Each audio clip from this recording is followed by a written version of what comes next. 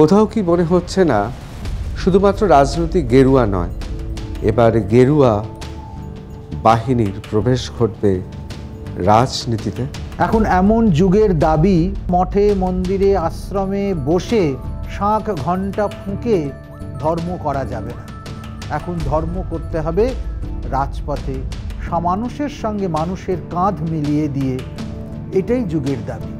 তাহলে আমাদের সীমানা ছাড়িয়ে অন্য একটি দেশ বাংলাদেশে যখন গেরুয়া বসন রক্তাক্ত হচ্ছে, আপনি বলছেন সেই সময় সমাগত, যদি দরকার পড়ে যারা গেরুয়া বসনধারী তারা অস্ত্র ধরবে।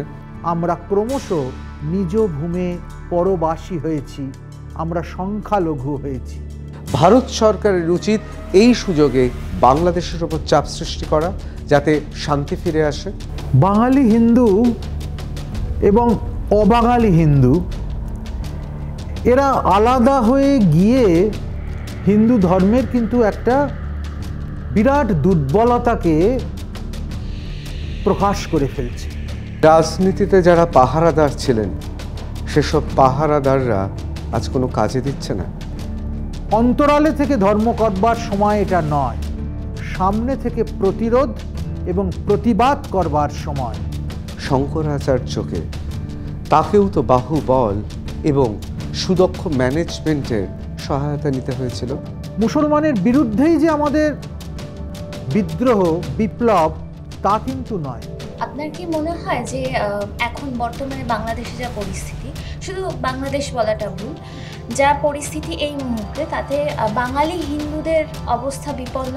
সহনশীলতা না থাকলে অস্তিত্ব টিকে থাকে না।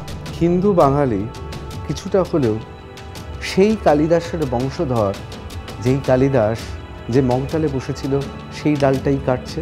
যখনই সনাতন ধর্ম আক্রান্ত হচ্ছে, রক্তাক্ত হচ্ছে, তখন আর কেবলমাত্র সুখী আশ্রমের কোণে বসে থাকা, এটা তো আত্মখণ্ডন।